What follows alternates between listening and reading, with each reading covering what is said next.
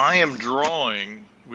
I've been drawing on the podcast, but I'm drawing because my comic has been picked up, and so I've got to stay ahead of the grind on this deal. Yeah, the pipeline. Yeah, well, and we're leaving town next week, and so I'm trying to get. This is the last page of chapter 6. I want to get it drawn and get them all scanned and sent off before I leave, if at all possible. So, I got a couple things I want to show you though. First, Okay. I have no idea where I got this. I do not remember buying this. I know I didn't have it as a kid. This is volume 3 of the Hulk newspaper strip. I didn't even know there's a Hulk newspaper strip. Oh, how about that? This book goes for big bucks, but I've been looking at it, and the cover feels pretty flimsy. But I love the and the printing is too rich. You know, I always hate that about some of these print jobs where they just, you know, they should have let the blanket run for a little longer and get some of that ink off of it. You know. Oh, yeah, I don't know I don't know. I have no idea what the original art was like. It does look like it's inked a little heavy, though. Yeah. And that could be the print job. I didn't think about that. That's what I mean. Yeah, it's the print job. Yeah. But what I love, okay, so it's a newspaper strip that they've chopped up and made a book out of. Mm-hmm. But what I love is the story. Look at all the different camera angles. Yeah. It's kind of cool to chop stuff up like that. I love the EC comics that came out that had to be chopped up. Yeah. Back in the day. I love this art. The art is by. It's got 3 artists credited to this: Rich Buckler, Frank Giola, and Alan Kupperberg, and it just says art, so it doesn't say inking or what.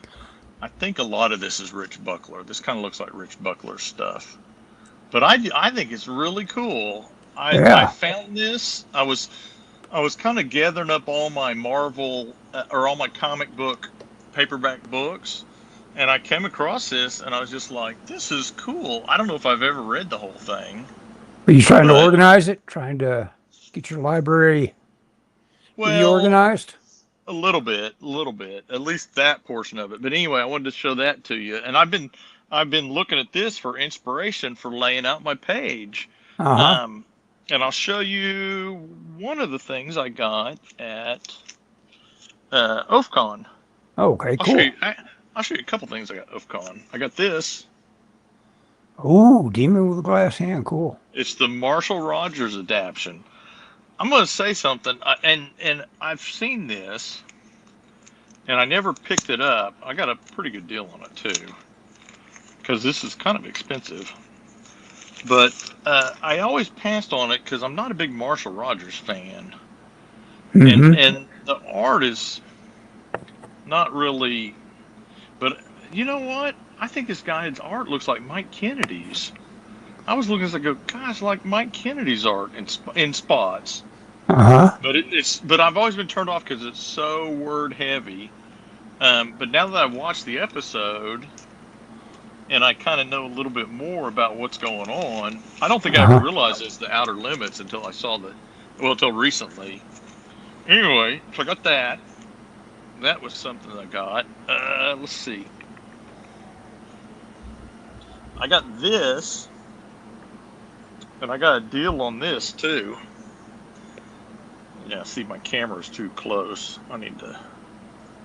So this is a hardcover, and it's got all of the... And this is almost drawn size. It's all of the Neil Adams X-Men. Oh, that's sweet. Yeah, and I have a paperback of this. So I have this stuff in another form. But I saw this in Texas... And I didn't buy it because they wanted cover price for it. It's $40. Yeah, it's $40. And I thought, well, surely I can get it cheaper on Amazon. And apparently when I saw it, it was way out of print. I paid half cover price for this at OFCON. Yeah, you know, I think Neil was one of those guys that he was considered one of the most important people in comics as far as, you know, back in the day.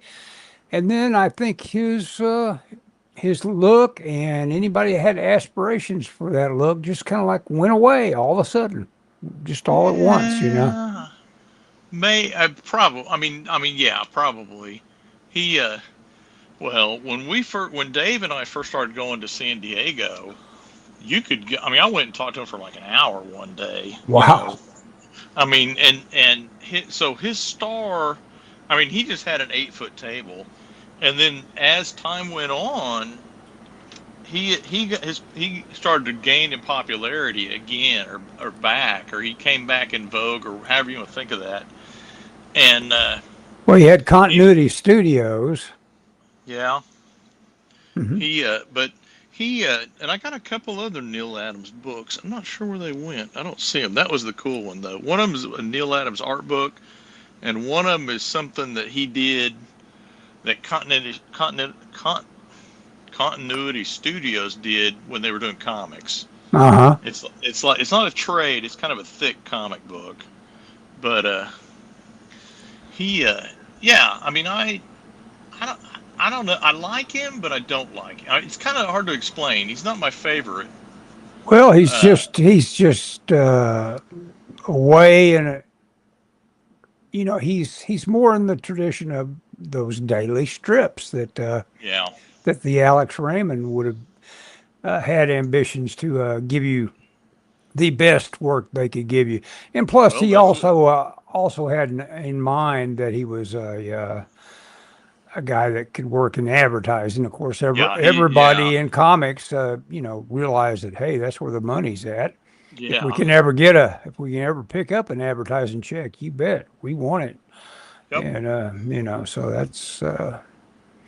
Yeah. that's John Byrne has even said he did an advertise. Somebody hired him to do an advertising job, and uh-huh. he did it, and it was like a single illustration. He says basically a comic panel, and Yeah. he did it, and he was like, "Holy cow!" He made more money for that than he would for an entire comic. Yeah, it's He like thought, man, if I could do one of these every day, and then he thought, well, I know I wouldn't do that. I would just, you know, how do you approach the guy that's offering the job? Says, well, what's your budget on this? That's how you do it. You go, oh oh, well, that's what it well, is. we're ready to So, give you $5,000 for this image or whatever, And it's like, oh, okay. yeah. Oh, yeah, that's what everybody always says. Go ask them what their budget is, and it's like, Yeah, my experience has been most people don't know. yeah. Now the advertise. If you're working for, Coca-Cola or something, they got a budget. They know what they're Hmm. doing. Hmm. But most freelance jobs that I've dealt with, it's like they have no idea how much they want to spend. I've turned down, just like last week, I turned down 3 freelancing jobs. Wow. I know it's people just out of the blue have emailed and said, "Well, do you want to do this?" And I was like, "No, I Yeah. don't." Well, that's a lot of what you got to keep. People are always wanting you to help them realize their vision on this or that. And it's Well, like, those people don't have money. No, like, yeah, no, you they offered money. I mean, I turned down money, uh, um, but I didn't want to do the job, and I was like, mhm. you know what? I don't need it. Yeah. So, you know, uh, you know, It's I mean, interesting. that's good. I shouldn't complain, right? No, no, I mean that's just And it wasn't a lot of money. that Don't get me money is wrong. still the money is still out there basically if you wanted to maybe get this or that and have a little extra money. Yeah. That's good. That's good to know. Yes. I'm going to stand up and walk over here to grab a book. I will literally be a second or two. Okay. Well, Ellis is doing that. I'm going to turn on, if I can find my remote. Oh, there it is. I'm back. I'm going to turn on Almost. YouTube. Okay, here's the things I've been up to. Oh, Hang on, Kenny. Okay. hang on just a second. Let me. We watched Superman the other night. I had seen it at the theater, Mm-hmm. but it's on HBO now, and my wife hadn't seen it. I haven't seen it, and you say it's really good, but It is good. you liked Ooh, Fantastic Four better, right? maybe there are things I like. There's completely different movies. Yeah. Yes, I mean I know that makes sense, but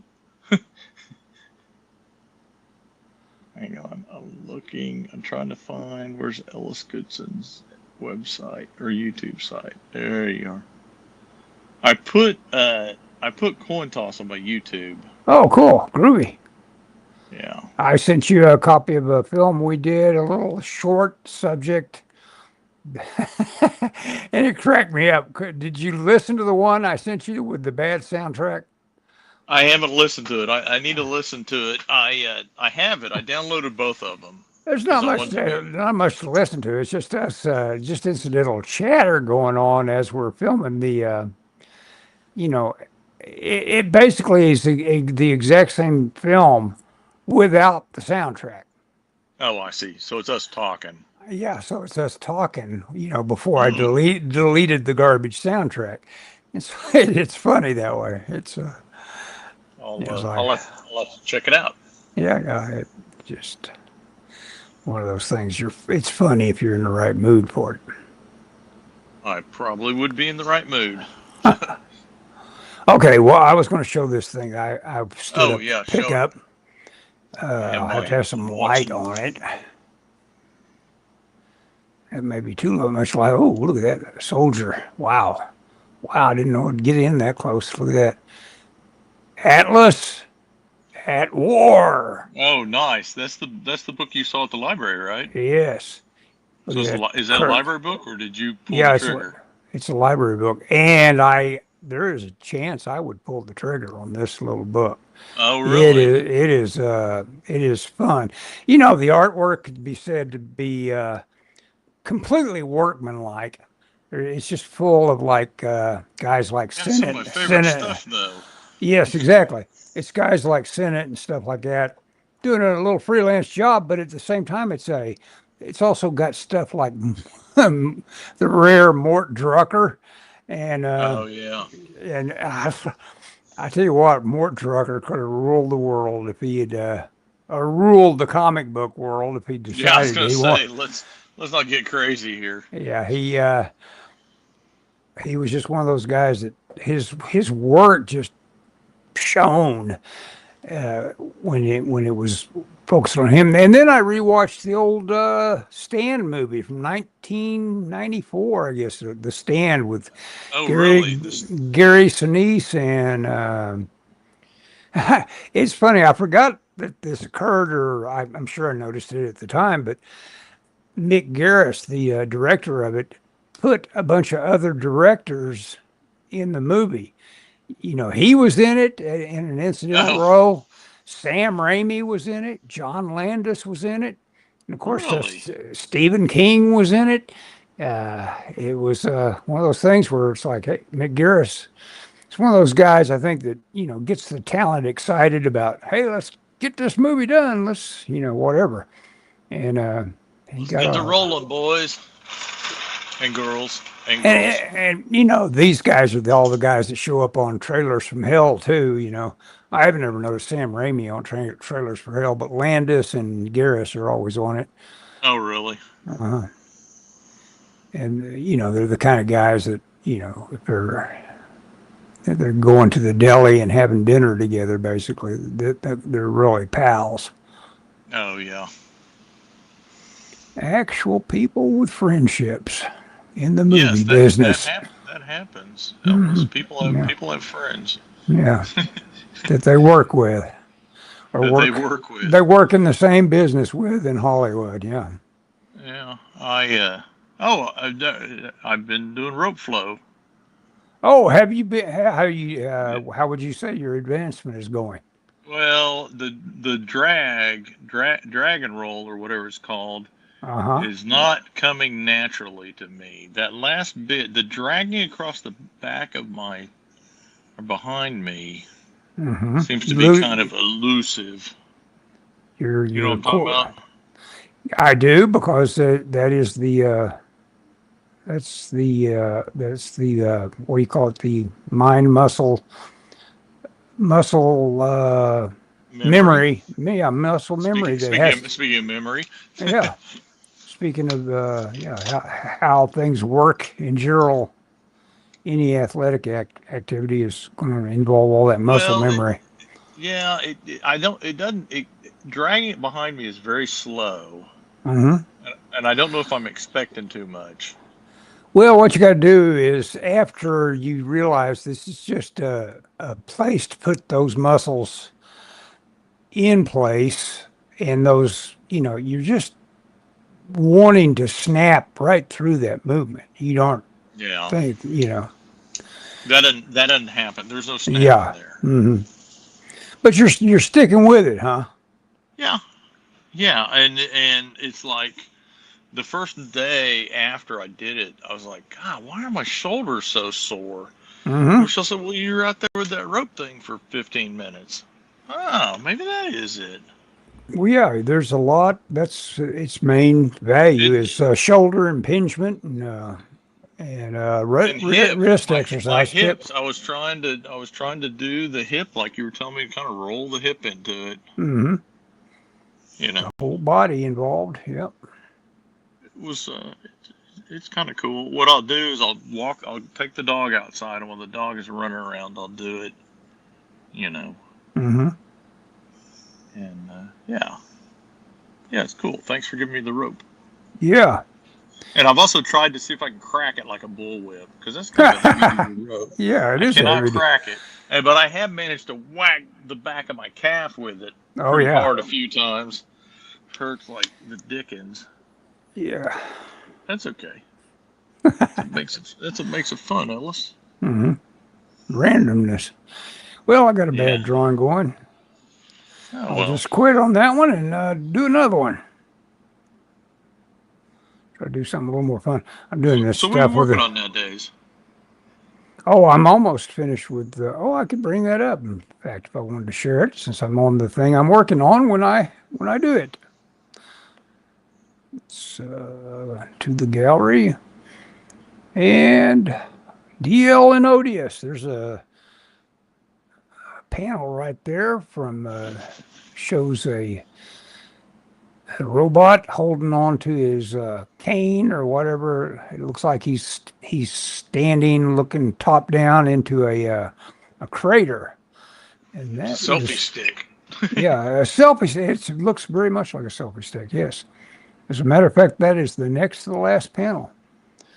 There's the Oh really? there's the a panel from outer space looking toward the Earth. I got to work on that one a little more. Nice. Let's see what comes up next. Let's see, where was I? Try this one. That's that one. There's this. There's a delay because I'm watching it on there. I'm watching off of Uh-huh. YouTube. So. There's that one. Oh, I like that. Very inky looking. Yeah. I This one think is. you needed to run the blanket a few more times on that one. Yeah, I do. Oh, I'm terrified how this thing's going to look in actual print. It's fine as a PDF, but it could get very ugly as a print. There's another one. I'm sure it'll be fine ish. Ish. You can get a preview copy though, right? Well, now we're talking about Kablam, and I've never worked with Kablam before. Oh! You're gonna kablam them? Yeah. Oh, nice. Might as well get a How many real you comic getting? book. Wow. I mean, that's pretty cool, Ellis. Well, it's still published on demand. So even though I'm calling it a real comic book, it's still like there's no gatekeeper saying, you know what, I'm not sure that's a comic book, which it would be hard to sell. If I said, hey, Dark Horse, have a look at this, I'd say, well, okay, maybe sometime next century we'll have a look at that. You have to apply them with alcohol first. Yeah, exactly. Speaking of that, New York Comic Con is next weekend. and I will be in New Jersey, but I don't have a ticket. Oh, So, you well, guys always manage to somehow get to that thing. yeah, I don't think my Hail Mary was to reach out to my friend that lives up there and say, could you get me a ticket? I know I'm last minute, but my trip came up suddenly. I didn't plan on going. I don't think that's going to happen, but if it does, I'll be happy. So you couldn't pay attention to it because you're doing something. But yeah, I just went through all the little panels I've Oh, done. I am on about the last one. So oh, it's nice. wow. When you realize how much time I put into that project, it's just amazing. I've got to put it out. It doesn't matter if I How make many, money or not. I just have to put it out because how many otherwise pages is it? uh, it's 140 when you Oh, divide that gosh. by, well, it's 140 panels, which Oh, if there's yeah, only but three still. panels per page, that comes out to being whatever, about 40 pages of. It'll be almost a 50-page book. Oh, nice. Yes, this is probably page 78 of Black Cricket. So, Wow. but I'm not working on this alone. I have a writer, I have an inker, You've got a pipeline on stuff, I yeah. have a pipeline. Yeah, I got to get it. And so this is gonna be published through a comic called Yeet. Um, so their model is pretty cool, Ellis. It's like a Patreon. If you want to get the comic, you basically subscribe by paying a monthly fee or however often it is, and if you pay $5, they'll mail you a comic every month, Cool. and the comic. So somehow Dan found out about it, or Dan was working on it, so Dan applied. Which, by the way, we didn't got any comments, have we? Mario's not waiting to get in, is he? Did you send him a link? I did not. I figure we've got to probably I have to talk to Mario at some time, find out if we're cool or whatever. I don't know. I'm Oh not yeah. sure. Well, I think you know. Well, I don't know. I mean, I don't. I mean, I don't believe Mario is someone that takes great offense at stuff. No, I doubt it. I doubt it. But we did just, I stopped the role playing game right in the big middle of, I guess Mario was much more engaged in it than I thought he Well, was. that's it. That's his thing, and Yeah. and I mean, I do it too, but my problem is always time. Hmm. And I mean, like now, if we were playing now, I couldn't play because I need to get this done before I leave, Hmm. next week, and so that's kind of my only time to draw is in the evenings, and Hmm. so for me, and I don't. In fact, I kind of thought, well, if we play, I will, you know, listen, draw, and then I mean, I can pay attention to the game and draw, so that wouldn't Well, stop me. But yeah, that's what I noticed was it was just old hat to you. It was yep. me trying to keep my eyes open, and then it was Mario thinking he had, guys he was basically, you know, that were into it, that were part of Well, the. I think one problem is um, there's a lot there was a lot of problem solving Mm-hmm. that, because that's the one thing when you play those role playing games, there's a lot of what do you do next, Mm-hmm. and depending on the genre and depending on if you're playing Dungeons and Dragons and you're in a dungeon, it's either move forward or move backwards or open a door. Right. There's your choices are limited, which I think is why Dungeons and Dragons really took off because people were able to get into it, and it was kind of like what's the term in video games, on rails or railroaded or Right. whatever, Right. Uh-huh. and so as role playing games progressed, I mean, the dungeon was ideal made for like role playing games because of Right. that. Mm-hmm. And and so I think that appealed to people because there was stuff they could do, but there wasn't a lot they had to figure out.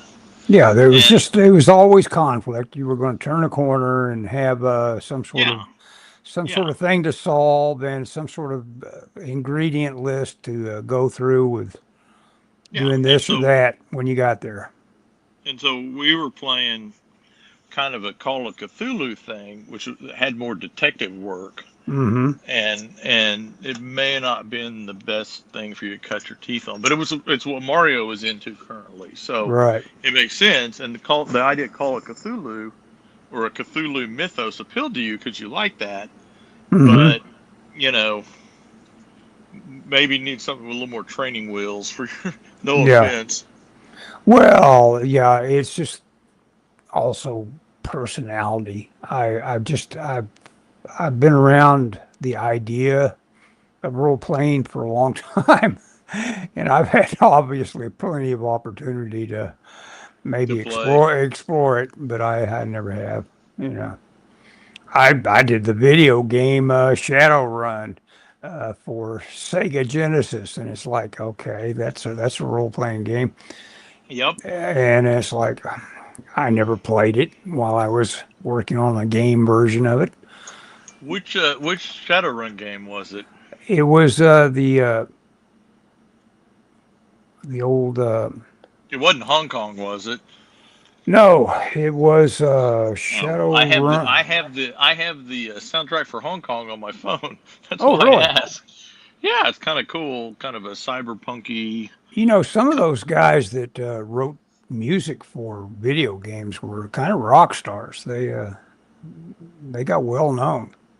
A guy who named Tallarico, as a matter of fact, was one of the big stars of that sort of genre. And I always thought of, wow, where'd you get that name, Tallarico? If I had ever met him, I would have asked if he was related to Tony Tallarico. You know what? I think his name was Tony Tallarico.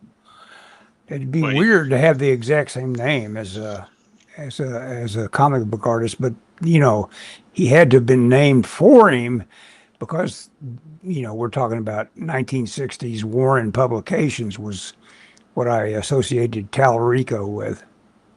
Oh, gotcha. I'm not familiar with him. Yeah, well, I hated him at first, but it's another one of those guys. Your eyes as you get a little more mature and everything, it's like, wait a minute, you used to not like Alex Toth. It's like, what was wrong with you?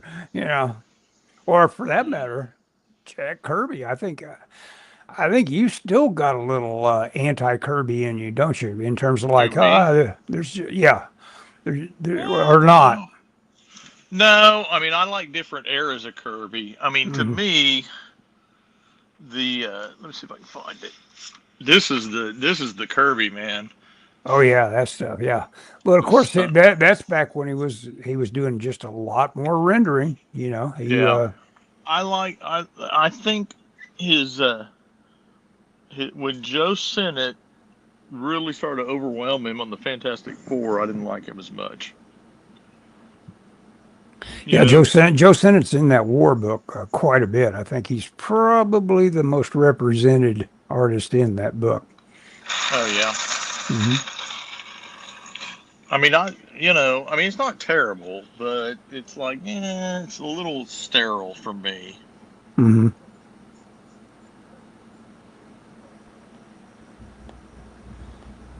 I'm having fun doing a little stuff with the old iPad tonight. And plus it shows me this is a good way I should have used the newer camera. It would be a better image, but that's all right. Plus, we aren't having any difficulties tonight as far as I know. Are you hearing feedback or anything?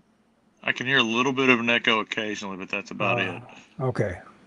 But it's not near like it was been. No feedback. Okay, that's good. Yeah. We were dog sitting this weekend. Oh, really? What kind of dog? I don't know, some kind of little terrier thing. We've watched this dog before. It's actually a pretty good dog. It's an older dog, so there's not it's not high energy or anything. and it's for the people that are going to watch our dog. Yeah. So it's like, okay, and then I really like their dog. But I mean, Michelle and I are dog people. Mm-hmm. I say that occasionally, like Michelle gets really upset if the dog is sick, and I'm like, we can't have a dog anymore. But we still love a dog. So These cats, or at least this one cat that I allowed to be also an indoor cat, it just drives me crazy. I watch Scott Adams all the time. He's got a newfound love affair with cats now that his dog Snickers died, and he decided to go all in on a pair of cats, and he lets them wander all through his show while he's doing it. And that's the kind of thing. That's exactly what drives me crazy about the cat. It wants to get into my stuff while I'm trying to work, and I can't stand that. It's like, you get out of here, and I'll scoop it up and put it outdoors, and that's the end of my. Back it comes. Yeah. That's why I don't have a cat, because I don't want an animal that can get on my refrigerator. Oh, they're into everything. Yeah. Yeah, I mean, like right now, I have boxes of shadow pulps piled up in my doorway. Oh yeah. And the dog can't get in here, and I'm perfectly fine with that. Sure. Which, by the way, have I told you I'm down to four shadow pulps and I've got them all? Cool. And that amounts to how much? There's 151 total and 2 annuals. So 153, so I've got 149. The guy that I'm buying them from was supposed to bring the last 4 to OFCON, and he did not. So you decided to go... Well, guess what Dan Johnson is on the line. Oh, well, let's see let's see what Dan is saying. Well, he was only on 4 minutes or so ago. What haps, my dudes? Let me see that black cricket magic, Scott. I'm working on it. Nice. Yes. Let me. What was the name of that website again that you guys are going to be publishing on? It's Yeet. Yeet. Look up YEET. Apparently, it's a Gen Z term for like how people used to throw excitement, approval, triumph, a verb meaning to forcefully throw something with energy and disregard for the item being thrown. Yes, like FedEx is the king of Yeet. Okay. Anyway, Yeet is the name of and I don't know if there's but apparently you can Patreon them, kind of. Let's see. Yeet presents Creating Comic Books, Patreon, Yeet Magazine. Yes. I may share this once I finally get it up. Also, I'm sorry, Dan, if I'm not paying attention to you right now. I am on another tab. Sugar high. Oh. Yeah. Oh, yeah, Dan's probably going, you guys are getting it all wrong. Well, I don't. Okay, here we go. Wait a second. Let me see. Okay, it looks good, Scott. Okay, let's see what else has he said lately. Ellis Cowboy also looks good. Yeah. Hey, you tell Ellis how much buzz we got on the Facebook page? Oh yeah, we got a lot of buzz. I think I don't know if you saw this. My last page that I did. This is page 11, and I posted it. Cool. Yeah. Well, so they mentioned it on Yeet's Facebook page, and I said, "Hey, I'm the interior artist." Oh, and I posted there's a panel where Black Cricket is jumping off a roof that I always use as kind of the action panel. And so I posted that. Everybody was like, "Yeah, that's awesome."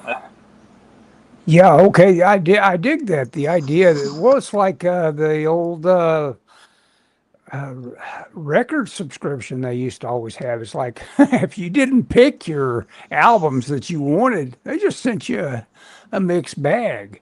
That'd be fun. Well, except this is one comic. It's an anthology comic, so you only get one. But if you pay, you get the Yeet comic for that month. Oh, cool. But it doesn't necessarily come out monthly, from what I think I was reading. And if they don't, and you only pay for what you get. It's an unusual model. I'm kind of curious to see how it works. The good thing is, how do you pronounce this name? Will Mogino liked your page. That is really cool. Will. That's Will Mignot. I think it's Mignot. Mignot. He's the guy. You're not on Facebook, but he was one of the storyboard artists for the X-Men animated series. Oh, cool. Yeah. I don't like that face. Anyway, yeah, he has liked a lot of my stuff, and I've interacted with him. He's interesting because he's always posting stuff about old movies. He's the one that posted the deal about this movie series called like Gamma One, I think it is, and it's. Are you familiar with that at all, Ellis? Gamma One, I think I have run across that in the past. It's pronounced like Minio, like he says Sal Minio. Yeah. Oh, okay. But the Gamma One is like these Italian science fiction movies that were from the '60s, and there was and they all kind of had the same look, and they used the same kind of sets, and they're all kind of set in the same universe, but they didn't really overlap, and sometimes people would play different characters, but it'd be the same actor. Anyway, yes. And it's like one of them is called like Wild Planets or something like that. Green Slime's one of them. That's probably the most famous one. Mm-hmm. That was Green Slime, though, had it was the same director, I believe, and it was also a co-production with the Japanese. And you can tell it, you know. Yeah, I think they're Italian, but yeah, there's some Japanese. I don't know. It's weird. Anyway, he was the one that I first heard of that stuff, because he's always posting about old movies. Well, there's a real good doc that you can watch on Canopy that features that director who, used mainly a pseudonym, the same pseudonym all the time. He did a lot of promotional art for the animated G.I. Joe series. This is the Minio. Will's a good guy. No politics. Yeah, he was the original artist on DN Agents. You remember that, don't you? Oh, DNA Agents. Yeah, I remember that vaguely. We were trading Adam West pilots online. Oh, yeah. He's one of them Adam West balls. Like the one he did with James Best. I'll be damned. I had no idea he worked with James Best on a pilot. I guess that's what you do when you're Adam West and you were Batman. You have to just keep pitching. And the Doc Holliday Western. How about that? And Alexander the Great, which co-starred William Shatner. Wow. Well, like I say, when you're an actor and you've been identified and thus pigeonholed in something like Batman and Captain Kirk, you just go ahead and just keep pitching. And White Comanche, where Shatner played twins that were half Indian and half white. I think that occurred before Star Trek. I'm pretty sure he gave it a hit. It's funny because I think if you're on Star Trek or on Batman, they'll probably listen to your pitch. Mm-hmm. But that ain't gonna guarantee anything. I saw Nimoy. There was this Western that Razor Fist made me aware of about this Civil War guy that's lost the use of one arm. And they do it real smart. They just have his arm that's dead, and they just cover it in leather. And it's like, okay, I can't use this arm. And instead of having the guy that's walking around with his arm behind his back, uh, Yeah. to symbolize having one arm. Right. Yeah.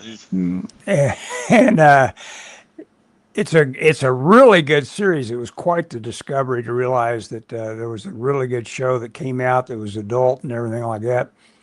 And I think both me and Barry kind of went wild watching it for a little while. What was But it? what is the name of that with the one arm guy? He's got one name.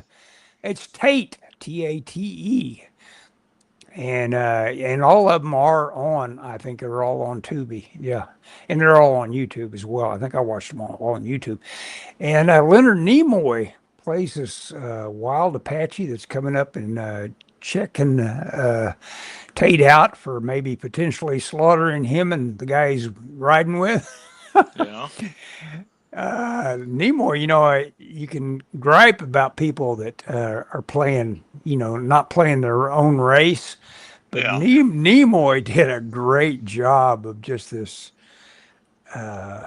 really sinister acting Indian with a half smile on his face the entire Oh time. yeah.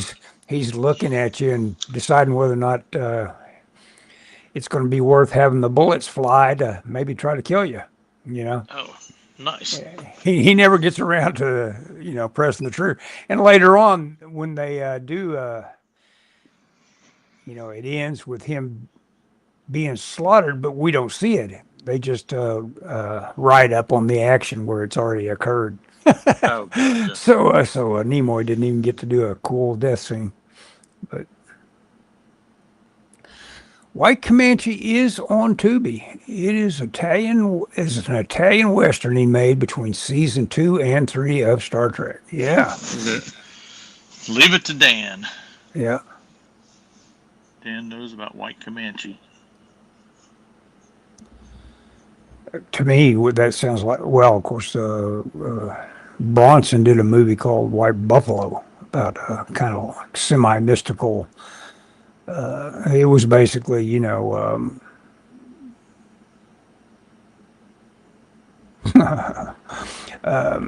Billy way Jack. it was Moby Dick on the prairie with Indians and stuff. Yeah, they're after this mystical white buffalo that Oh, I gotcha. albino dangerous buffalo. Well, yeah. Have you heard of West, the all-new, all-Western TV channel? There's a few channels like that, and that's a good way to get in touch with little flash fiction kind of storytelling, because those 30 minutes, they keep you moving as a writer to get all the stuff in. I watched recently, and I told the guys in our little film group here about it. The show with Lloyd Bridges that he did. What was it called? Yeah, it's the Lonely Man. Is that what it's called? The Lonely Man? I don't know. I think okay, yeah. The Lonely. Are you listening to Crumb? I have not started it yet. Right now, I'm listening to Kill a Mockingbird. And man, that is fun to listen to. Sissy Spacek narrates it. Really good. Oh, really? It's called The Loner, not The Lonely Man. Yeah, you're right, Dan. And it's created by Rod Serling of Twilight Zone. Yes, very nice. It's occasionally the scripts are there, and occasionally they suffer from the disease that Night Gallery had of like, is that it? Did you take me? Did you take me for 30 minutes to get me involved in a story that you decided you weren't going to have an ending for? Okay, yes. Thank you very much. See you next week, I guess. It's like that sort of stuff happened with Night Gallery, and it happens with The Loner. But every now and then they'll have an ending where like, okay, I guess that's the ending. This is an ending. Only one season, but it was really good. Yep. MeTV ran a few episodes about 10 years ago. It was good. Yeah, he had three of his kids on it. One of his little daughter I've never heard of, but he also had Bo Bridges and of course Jeff. And Oh, they do a pretty damn good job. Jeff is looked like he was just coming off the swim team or something. He's just a oh yeah, big old hunky burly, guy. Yeah, yeah, all burly and everything, looking like he's really in shape. Bo, never was as physically like Jeff, but Bo was a good actor. Oh well, let's see, like Planet of the Apes, yeah, like Me TV, yeah, Planet of the Apes, wasn't that a successful series for a little bit? No, no, Oh, it was not. no. Dave has them, and we watched them recently on.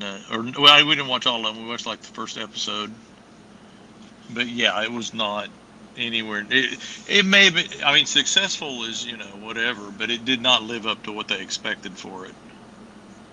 Yes, you can comment on this, Scott. One thing about westerns, if you are a Kurt Russell fan, he shows up on almost everything. Yeah, back in the day, in the '60s, Kurt Russell was. I guess his dad is some guy named Bing, and that was really well thought of. What was his dad's name? Yeah, his dad. So Ellis or Dan won't know this, but in Oklahoma City is the National Western Heritage Museum, and part of that is the Western Entertainers Hall of Fame. And Kurt Russell and his dad, whatever his name is, were inducted into it a few years ago. Now his father's passed away, but Kurt Russell showed up, and I got to listen to him speak for about an hour at the museum, and it was interesting because he talked about all that, about how he was a kid, and he knew how to, Bing Russell, Mm-hmm. He as a kid he knew he had horses, and he knew how to drive a wagon and do this stuff, and so he got a lot of jobs that way. Mm-hmm. But apparently he did a lot of acting as a kid before he did his Disney stuff even. He's a pretty amazing guy. And it was great hearing him talk. There's a guy that went on to direct a whole lot of dude, that is cool. Kurt Russell is awesome. He is awesome. Did you ever hear Kurt's Elvis story? No, I've never heard. Oh, did he tell you an Elvis story? He did not talk about his later stuff that much. He did talk, except for Tombstone. Uh-huh. Talked about Tombstone, but like I'm a big Escape from New York fan, and Dave is a big Little Trouble in China fan. Oh yeah. He just glanced off of those just barely. Mm-hmm. Didn't talk a lot about his Disney stuff even. It was mostly westerns. I mean, he knew the audience. Yeah. In fact, what's funny is they wanted to induct Kurt Russell, and he said the only way that he'd let him induct him is if they inducted his father also. Oh, yeah. Elvis says, Dan says Elvis paid him to kick him. Yeah, that's right. And then he really laid into him with the kick. It looked like it was probably a stage kick gone wrong. Maybe they had the angle worked out. But yeah, Kurt kicks him in. It happened at the World's Fair. Who is Elvis's love interest in that? I think it's I don't think I've ever seen that Elvis movie. All to impress a girl. Elvis knew Kurt was Bing's son. Oh. Elvis met Bing on set. Yeah. Anyway, Elvis met Bing on set. Oh, he's telling us the story here. And blew Bing away when he mentioned being a fan of his work. How about that? Yeah, I tell you, Elvis could surprise you. He was a huge fan of course, of James Dean. And it almost makes your heart hurt to realize that that's who he wanted to be, when he was in his movies, and you realize that the Colonel is keeping him from doing that because he's got him figured out how to use him. Well, and what's funny is James Dean idolized Elvis. Yeah. And Oh, yeah. Then that weird. Yeah, he yeah. would when Hound Dog came out, James Dean I've got a bunch of books on James Dean. From what I've read, James Dean would call people up in the middle of the night, like friends of his, on the phone, and put the record on Hound Dog, just blare Hound Dog at him in the middle of the night. He loved to do that to people, supposedly, when it first came out. Well, because someone was mentioning their first record, they actually, basically they're talking about being a baby and what's the first record you remembered. And I honestly said it was Hound Dog, you know, Oh yeah, on the way to Arkansas, listening from the back of the old 1950 something Ford and listening to Hound Dog on the radio. that's funny. Oh, what the first song I remember hearing on the radio was probably a Beatles song. And Elvis asked Bing if he would be offended if he wore his cowboy hat like he did. Elvis thought Bing wore a hat better than anyone. Yeah, that is cool. So when Elvis made Charo, he wears his hat like Bing. Yeah. Well, that's like at the end of the Searchers, that pose that seems very appropriate where Wayne is holding his elbow and his other arm is across his body as he watches the big family reunion that he takes no part in. Everybody else is clutching each other and grabbing each other because he's reunited the family. He's brought the girl back from the Apaches and all that. Yeah. And then they just close the door on him. And that was a tribute to Harry Carey, who used to have that as a typical kind of reflective pose he would do of holding on to his other elbow across his body like that. Oh yeah. And I saw an interview where real, close to death, Wayne is talking about that scene, saying like everybody instantly recognized it that knew Carrie. Oh yeah. Carrie is the one that's famous for in the film Stagecoach doing the jumping between horses to stop the stagecoach, the runaway stage. Oh, okay. Nice. And he's also influential on Wayne, where when you see Wayne doing this like almost semi-crab walk, where he's kind of like favoring one side of his body, like he's ready to lean into you and bring his right around to hit you with it. He got that from Harry Carey. So Harry Carey, pretty big deal. You guys ever see Flaming Star with Elvis and Barbara Eden? Hardly sings in that one. Did we watch that in the group? Did we watch Flaming Star? We watched King Creole. Okay, we watched King Creole, but didn't we watch one Western? Not an Elvis Western. Not an Elvis Western. Okay. No, not that I remember. I mean, we've already determined. I thought we watched one with the guy that was in 300 Spartans, and Steve Forrest from SWAT play. That's a deep dive there. SWAT. Scott's never seen SWAT. I'm sure. Oh, I've seen SWAT. I saw SWAT when I was a kid. Okay. Da-na-na. King Creole is also good. Yes, good old. That's what. It ended up we watched movies with. What's his name? Grumpy old men. What's his name? Oh gosh, Jack Lemmon. No, no, not Jack. the other guy, Walter Matthau. Walter Matthau. We watched more movies with Walter Matthau. God. Just incidentally, just happened to be Walter Matthau was in the movies. But also, I said we needed to watch. Well, one of them was mine. I picked Taking a Pelham 123. Taking a Pelham 123, great movie. Yes, Walter Matthau. Dan, we used to do once a month on a Friday. I think it was a Friday. We'd meet at a friend's house who had a projector TV and a screen. It was nice watching movies at his house.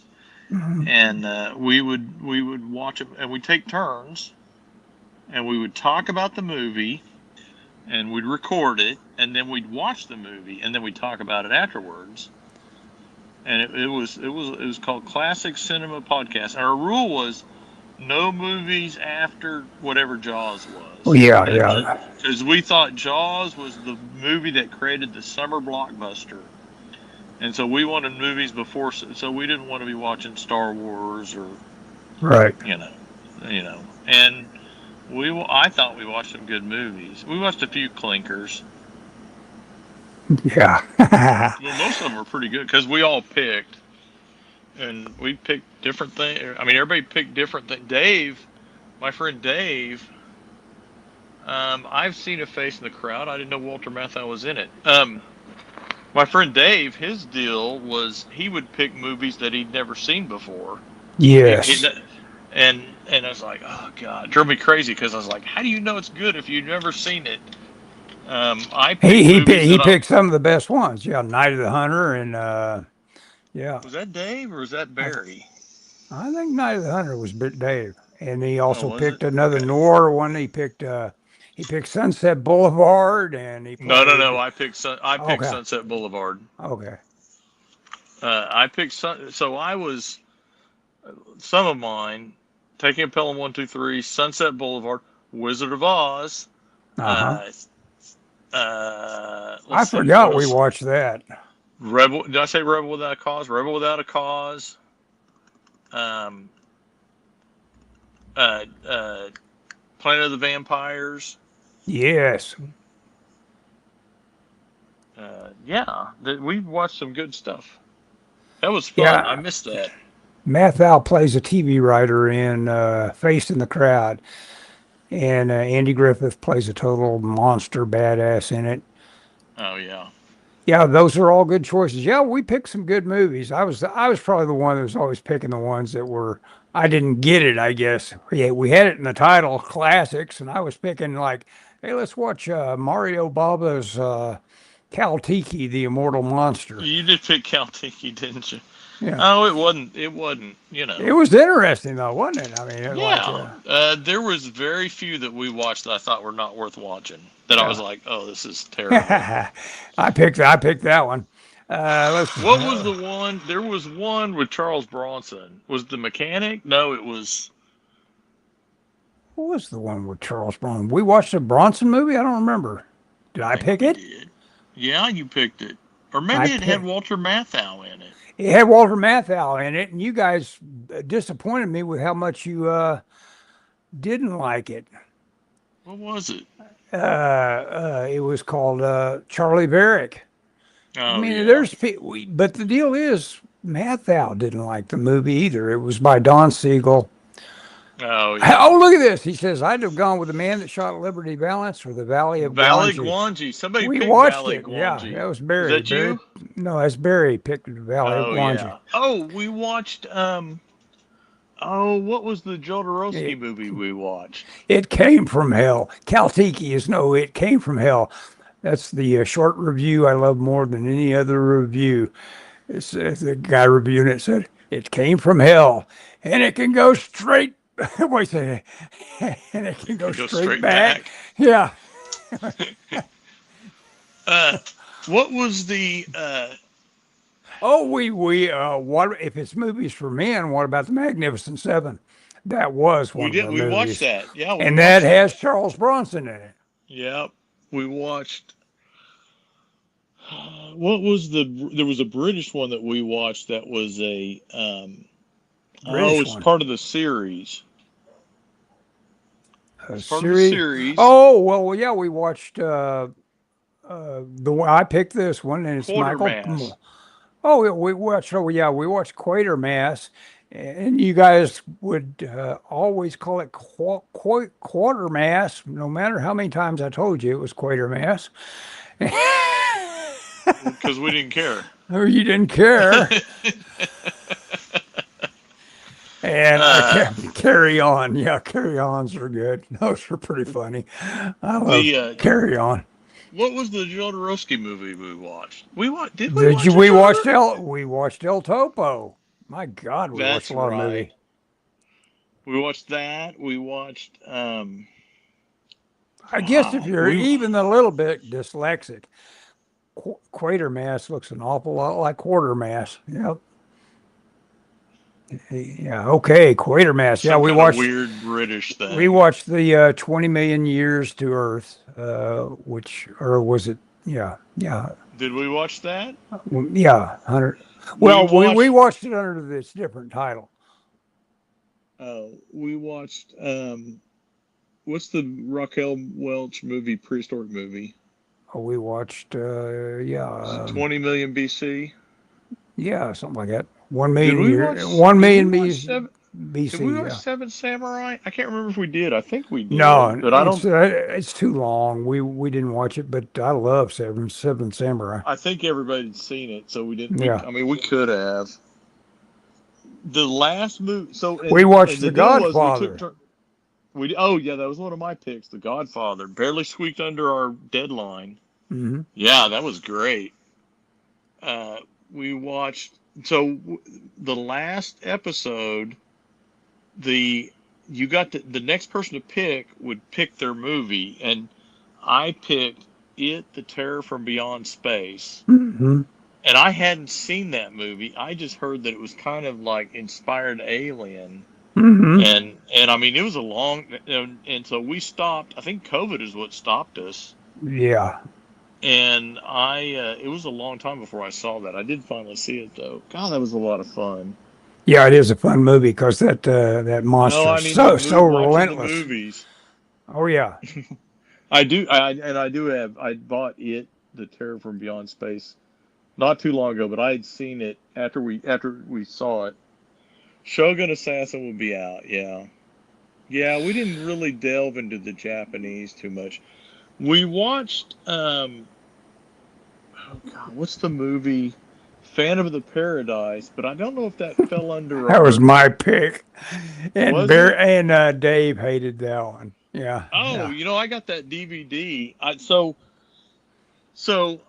I have. Okay, so we're going to Ocean Grove, New Jersey. Hmm. Ocean Grove is next to Asbury Park, as in the Bruce Springsteen. Yeah, Bruce. Right, but so it's kind of a little more touristy, and there's a place there called the Groovy Graveyard, which it's not really a comic shop. They sell records, they sell movies, they sell they do sell comics, they sell magazines, they sell a little bit of everything, and it's kind of got a horror theme, Hmm. and they do with the movie across the street, or the movie theater across the street. They do on Thursdays. They do kind of a genre movie, and when we were there, they had a poster for the four they're doing for that month last time, and Hmm. one of them was Phantom of the Paradise. Yeah. Well, It's a great movie. it's really well thought of. It's Paul Williams just knocking himself out Yeah. in an instance where he's never going to get a showcase quite like that again.